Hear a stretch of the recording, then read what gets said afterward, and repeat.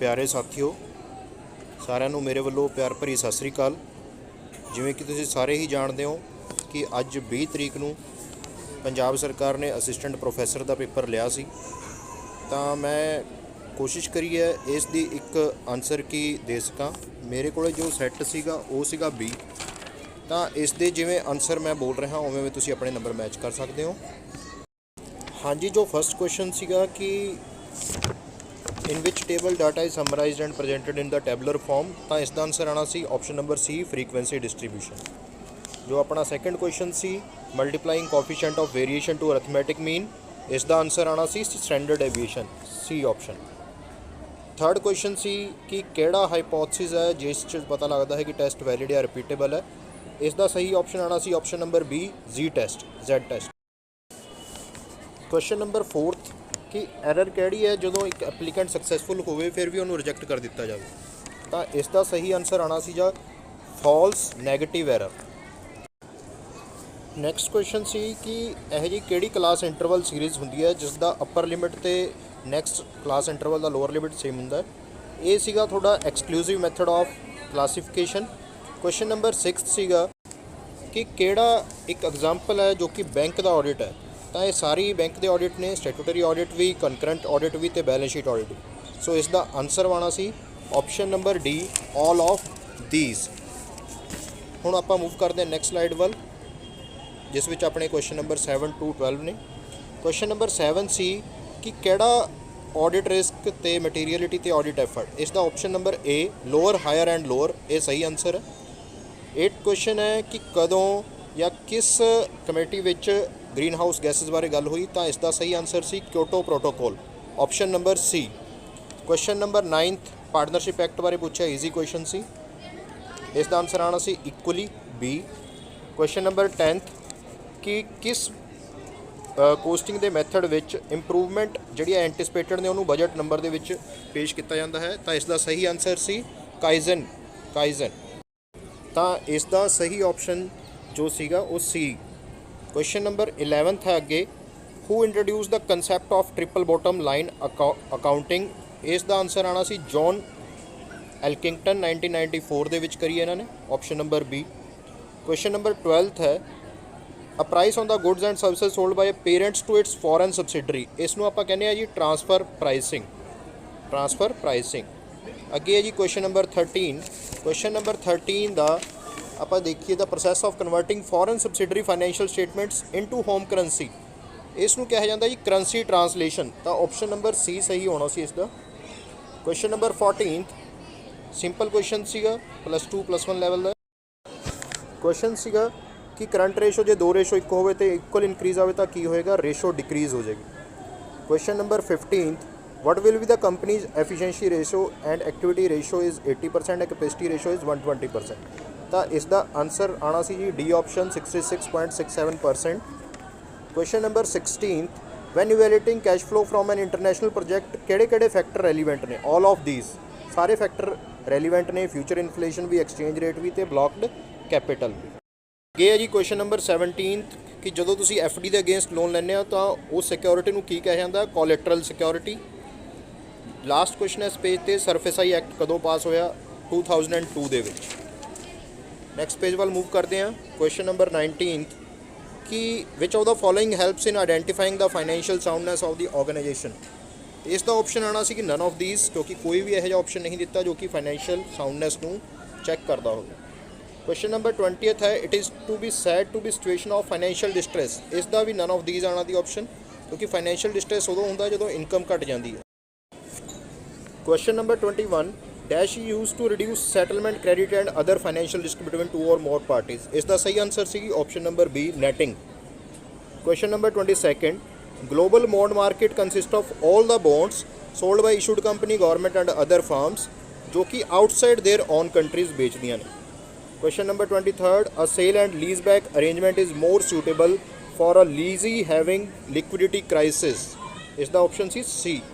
Last question ਹੈ ਜੀ ਇਸ ਪੇਜ 'ਤੇ ਰਿਗਾਰਡਿੰਗ ਡਿਵੀਡੈਂਡ ਡਿਸੀਜਨ ਵਾਲਟਰ ਨੇ ਕੀ ਕਿਹਾ ਕਿ ਡਿਕਲਾਈਨਿੰਗ ਫਾਰਮ ਦੀ ਆਪਟੀਮਲ ਰੇਸ਼ੋ ਕੀ ਚਾਹੀਦੀ ਹੈ, ਇਹ ਸੀਗਾ 100%, ਆਪਸ਼ਨ ਨੰਬਰ A ਕਰੈਕਟ ਹੈ ਇਸ ਦਾ। ਨੈਕਸਟ ਪੇਜ ਵੱਲ ਮੂਵ ਕਰਦੇ ਹਾਂ ਆਪਾਂ। क्वेश्चन है क्वेश्चन नंबर 25 कि कदों ब्रैटन वुड्स कॉन्फ्रेंस हुई तो किन्ने डेलीगेट्स सी 1944 ਦੇ ਵਿੱਚ 44 डेलीगेट्स ਸੀ ऑप्शन नंबर डी सही है इसका विच of the following is not a method of grape vine communication policy circulars option number D question number 27 है क्वेश्चन नंबर 27 है the main proposition of which following theory ਇਹ ਕਿਹੜਾ answer ਸੀ ਇਸ ਦਾ ਆਣਾ ਸੀ ਨਿਓ classical theory ਦੇ ਵਿੱਚ ਦੱਸਿਆ ਜਾਂਦਾ ਕਿ ਸੋਸ਼ਲ এনवायरमेंट ਇਫੈਕਟ ਕਰਦਾ ਇੱਕ ਆਰਗੇਨਾਈਜੇਸ਼ਨ ਨੂੰ ਕੱਲਾ ਮੈਨੇਜਮੈਂਟ ਨਹੀਂ ਕਰਦਾ ਤਾਂ ਇਸ ਦਾ ਸਹੀ ਆਪਸ਼ਨ ਸੀ ਆਪਸ਼ਨ ਨੰਬਰ ਸੀ 28 ਚ ਪੁੱਛਿਆ ਫੰਕਸ਼ਨ ਆਫ ਮੈਨੇਜਮੈਂਟ ਕਿਹੜੇ ਨੇ planning organizing directing staffing post ਕੌਬ ਆਪਸ਼ਨ ਨੰਬਰ ਬੀ ਸਹੀ ਸੀ ਇਸ ਦਾ ਕੁਐਸਚਨ ਨੰਬਰ 29 ਹੈ ਜੀ ਕਿਸ ਨੂੰ ਫਾਦਰ ਕਿਹਾ ਜਾਂਦਾ ਹਿਊਮਨ ਰਿਲੇਸ਼ਨ ਥਿਓਰੀ ਦੇ ਇਹ ਕਿਹਾ ਜਾਂਦਾ ਐਲਟਨ ਮਾਇਰ ਨੂੰ ਜਿਨ੍ਹਾਂ ਨੇ ਹੌਥਰਨ ਸਟੱਡੀਜ਼ ਦਿੱਤੀਆਂ ਨੇ ਕੁਐਸਚਨ ਨੰਬਰ 30th ਆ 360 डिग्री ਅਪਰੇਜ਼ਲ ਕਿਹੜਾ ਹੈ ਜਿੱਥੇ ਕਿ ਸਾਰਿਆਂ ਦੁਆਰਾ ਅਪਰੇਜ਼ ਕੀਤਾ ਜਾਂਦਾ ਇੱਕ EMPLOYE ਨੂੰ rating is obtained from peer subordinates and supervisor option number D ਬਿਲਕੁਲ ਸਹੀ ਆਪਸ਼ਨ ਹੈ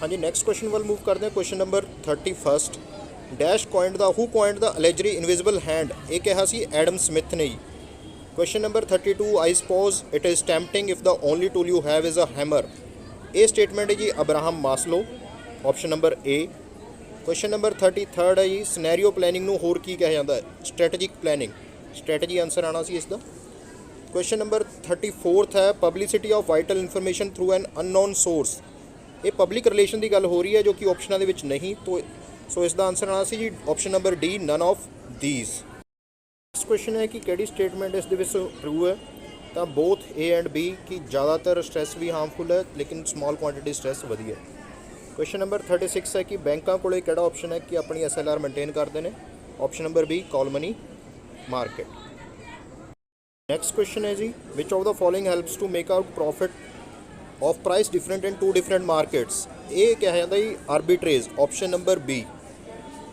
सो आप मूव करते हैं नैक्सट पेज वाल क्वेश्चन नंबर 38 क्वेश्चन नंबर 38 है जी the sole aim of dash is to sell shares soon after allotment to realise quick profits ये शेयर मार्केट की टर्म है स्टैग नूं कहा जाता जी क्वेश्चन नंबर 39 है बॉन्ड प्राइस एंड यील्ड इन्हां दे विच इनवर्स रिलेशनशिप होंदा है तो ऑप्शन आना सी option number C next question है जी किहड़ा कॉन्ट्रैक्ट स्पैसीफाई करता है issuers legal requirement between the issues and bond holder इसका सही आंसर है जी ए इंडेंचर नैक्सट क्वेश्चन है बेसल 3 की गाइडलाइनस के बैंकों बारे की दस्या गया तो इसका सही आंसर सी option number C liquidity leverages and funding तो option C all of these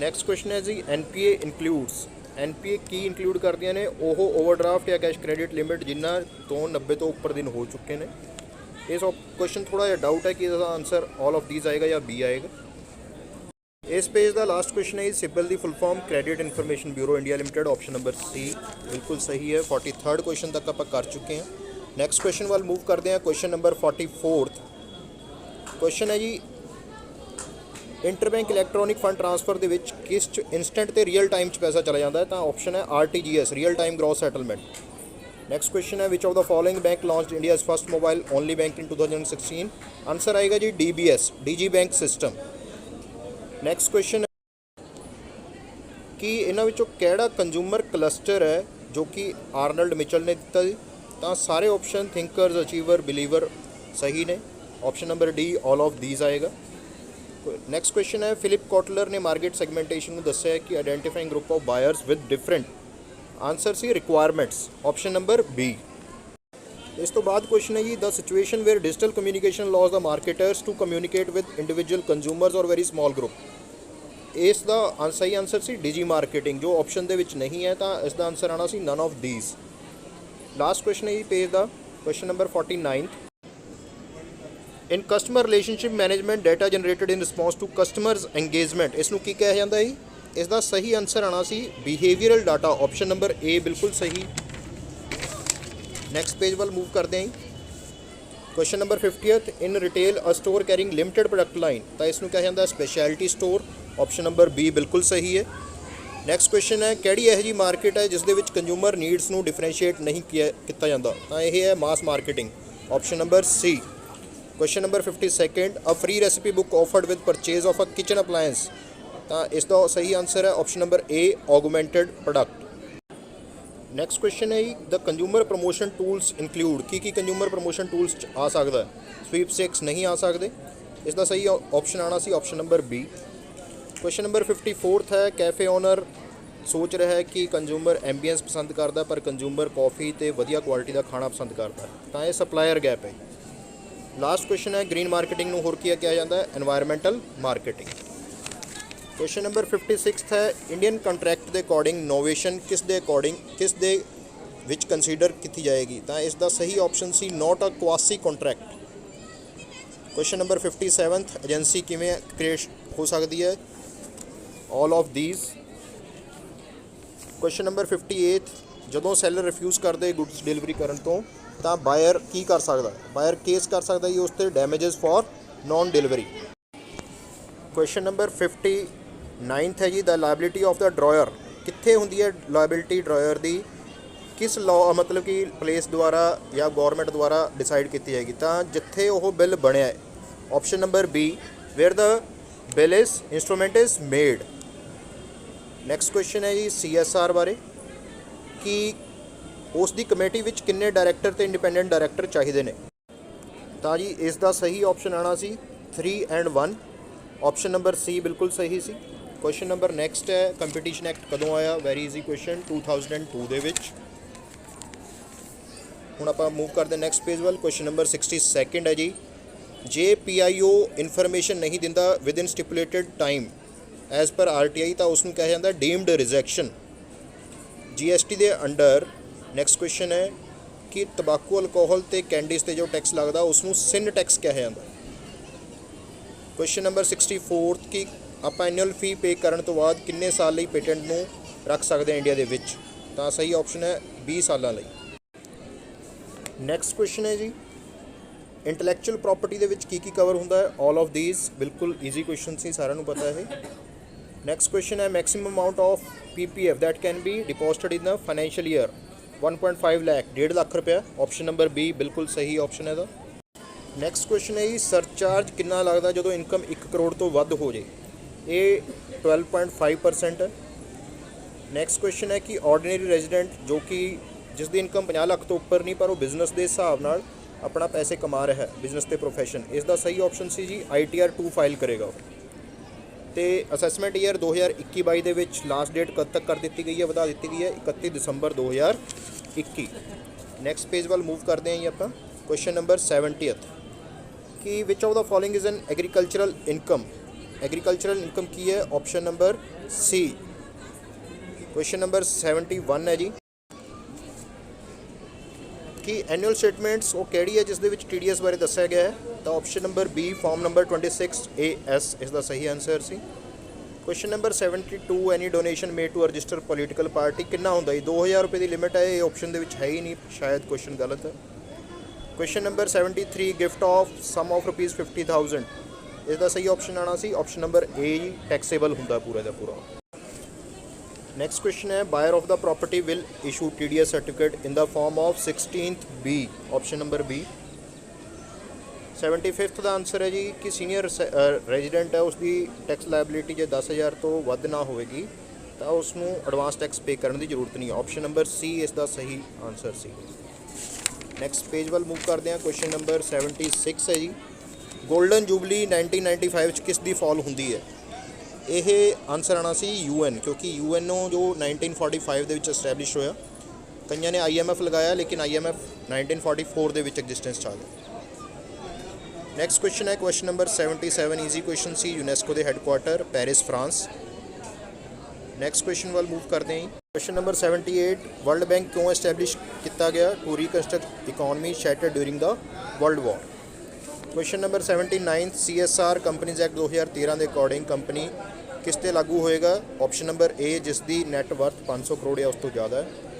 question number 80 CSR Carroll's model, Carroll ਦਾ ਜੋ ਪਿਰਾਮਿਡ ਸੀ ਉਸ ਦੇ ਕੰਟੈਂਟ ਪੁੱਛੇ ਗਏ ਨੇ, ਤਾਂ option number A economical, ethical, legal and discretionary, philanthropic. Question number 81 ਹੈ ਜੀ ਫੇਰਾ ਐਕਟ ਕਦੋਂ ਰਿਪਲੇਸ ਹੋਇਆ ਤੇ ਉਸ ਦੀ ਜਗ੍ਹਾ ਫੇਮਾ ਕਦੋਂ ਐਨਫੋਰਸ ਹੋਇਆ। 1999 'ਚ ਪਾਸ ਹੋਇਆ ਸੀ ਤੇ ਇਹ 1 ਜੂਨ 2000 ਦੇ ਵਿੱਚ ਐਨਫੋਰਸ ਹੋਇਆ। क्वेश्चन नंबर 82 है जी FDI ਦੇ ਵਿੱਚ ਕੀ ਇਨਕਲੂਡ ਹੁੰਦਾ ਹੈ। ਇਸ ਵੱਲ ਆਪਾਂ ਮੂਵ ਕਰਦੇ ਹਾਂ। Foreign direct investment broadly includes ਕੀ ਇਨਕਲੂਡ ਹੁੰਦਾ ਉਸ ਦੇ ਵਿੱਚ ਤਿੰਨੇ ਹੁੰਦੇ ਨੇ ਇਹ building new facilities reinvesting profit earn firm overseas operation. ਤਾਂ ਇਸ ਦਾ ਆਪਸ਼ਨ ਆਉਣਾ ਸੀ option number D. Next question ਹੈ question number 83rd which of the following is responsible for establishing and maintaining efficient accounting and financial reporting system in India। ਇਸ ਦਾ ਸਹੀ answer ਆਉਣਾ ਸੀ option number B controller general of accounts. Next question ਹੈ question number 84th ਕਿ India ਦੇ ਵਿੱਚ black revolution ਕਿਸ ਦੇ ਨਾਲ ਐਸੋਸੀਏਟਡ ਹੈ। ਇਸ ਦਾ ਸਹੀ ਆਨਸਰ ਆਉਣਾ ਸੀ ਕਰੂਡ ਆਇਲ ਕਿਉਂਕਿ ਪੈਟਰੋਲੀਅਮ ਨਾਲ ਰਿਲੇਟਡ ਹੈ ਇਹ ਇਨਫੈਕਟ। ਕੁਐਸਚਨ ਨੰਬਰ 85th ਹੈ ਕਿ ਲੈਜਿਸਲੇਚਰ ਕੀ ਕੰਮ ਨਹੀਂ ਕਰਦਾ ਇਸ ਦੇ ਵਿੱਚੋਂ। ਇਸ ਦਾ ਸਹੀ ਆਨਸਰ ਆਉਣਾ ਸੀ ਕਿ option number C. Question number 86th demand curve will not shift normally due to demand curve ਕਿਸ ਕਰਕੇ ਸ਼ਿਫਟ ਨਹੀਂ ਹੁੰਦਾ। ਤਾਂ ਫਾਲ ਇਨ ਕਮੋਡਿਟੀ ਪ੍ਰਾਈਸਿਸ ਉਹਨਾਂ ਕਰਕੇ ਸ਼ਿਫਟ ਨਹੀਂ ਹੁੰਦਾ, ਉਹਨਾਂ ਕਰਕੇ ਜਸਟ ਮੂਵਮੈਂਟ ਅਲੋਂਗ ਦਾ ਕਰਵ ਹੁੰਦੀ।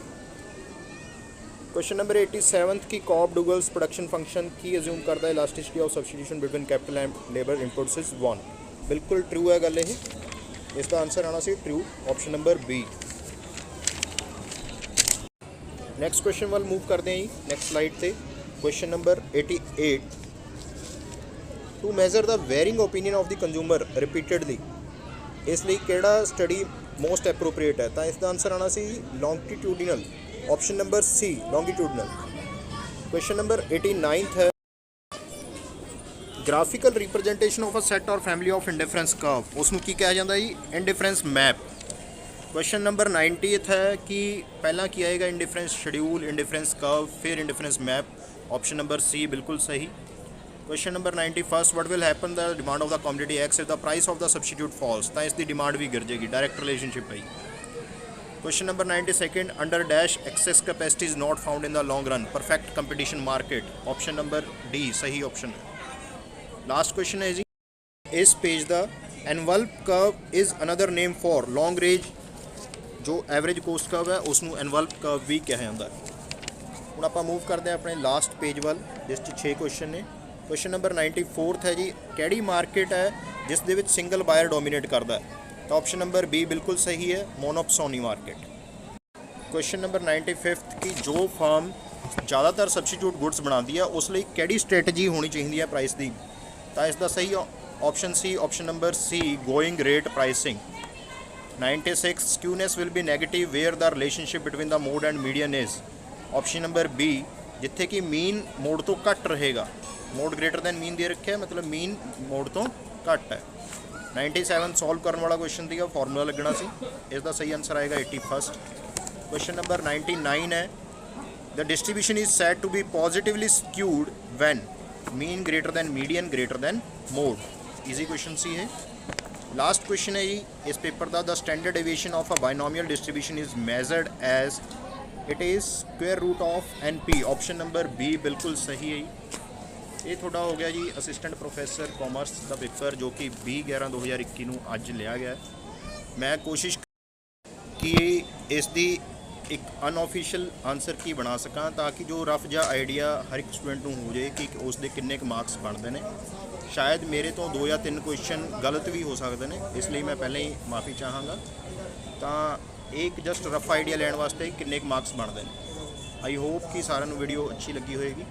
ਤਾਂ ਮਾਰਕਸ ਆਪਣੇ ਜ਼ਰੂਰ ਕਮੈਂਟ ਕਰ ਦਿਓ ਤਾਂ ਕਿ ਆਪਾਂ ਅੱਗੇ ਇਸ ਦੀ ਅੰਦਾਜ਼ਨ ਜੋ ਕੱਟ ਆਫ ਹੈ ਉਹ ਤੁਹਾਡੇ ਕਮੈਂਟਸ ਰਾਹੀਂ ਪਤਾ ਕਰ ਸਕੀਏ ਕਿ ਕਿੰਨੀ ਕੱਟ ਆਫ ਇਸ ਦੀ ਜਾ ਸਕਦੀ ਹੈ ਵੱਖ-ਵੱਖ ਕੈਟਾਗਰੀਜ਼ ਲਈ।